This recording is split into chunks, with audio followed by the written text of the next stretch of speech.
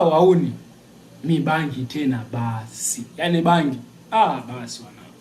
Sikuna washikaji walinivutisha bangi mwanangu. Oya, nimevuta mabangi, piga mavitu saa 1 jioni wanangu. Tumetoka huko akasema sasa wanangu, hapa hatuna hela, tunafanyaje? Tunaenda kukinda watu, tunakinda, tunaponda, tunapata pesa nini ile kisela ile. Tunaishi kisela. Hapo mwenye hapo vitu vimeshakaa kichwani, hapo sielewi anachosema chochote, nasema ndio saluti. Sielewi hapo. Umeona? Tukatoka tukakaa chimbo hivi, tumetega wenyewe ile. Tunasubiri atakayevichanganya tu tunaishi naye. Tumetega pa. Oya, akapita jamaa na suti hivi, nikasema oye, mchumba si ndio huyo anakuja? Nikasema niachieni mwenyewe sela. Umeona? Niachieni mwenyewe sela.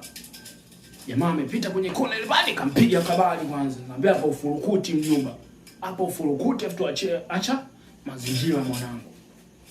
Nashangaa mtu hata ananiwa lalamiki mwanangu, ananiachia mzigo nini? Baridi. Umeona? Nikasema baridi mwanangu, nilipiga dili la kwanza, wanangu wote wanasema oye mwanangu, wewe mtuameni mwanangu, umekuwa mwanaume mwanangu. Sasa hapo ndo sheria ya uni, nataka hivyo mwanangu. Umeona? Mshikaji tumempola na hiyo, tumempola simu nini, hadi suti mwanangu tumepola. Umeona? Tukapiga mgao suti mimi nikasebenza nazo hadi mazingira magetoni. Umeona? Nimelala magetoni. Sasa magetoni waga na mshikaji wangu mmoja hivi. Nimefika siku ile nimkuta amelala pale, na anamwambia leo sipo sawa nini. Nikamwambia baridi ile. Mwenyewe sielewi hapo, mbangi shakaa kichwani. Nikamwambia baridi mwanangu, kama vipi hapo wenyewe asuba tutachonga vizuri hapa, sielewi niko mitingo alafu uko nishapiga mshindo nini. Uhakika mwanangu hapo wanangu, si mnaelewa maisha yako yanakuaje ukishapiga mshindo.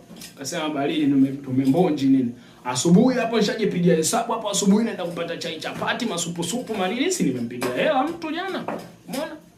Asubuhi imeamka ile nimeangalia pale nimeona suti. Nikasema umeona? Nikamshtua mwanangu, nikamwambia mwanangu, asubuhi mwanangu mimi jana nimepiga mshindo nini. Tusebenze tukapiga mavitu.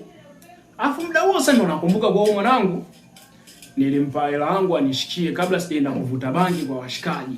Nilimpa hela yangu anishikie, nikampa na simu. Maana nijua nikienda kuvuta mibangi yangu kama kawaida nitakuwa sielewi, stress zinaruka sikani, sichelewi kuuza hata tambo lenyewe nini baridi. Kwa hiyo muone akasema baridi nini, akanizingatia vile vitu.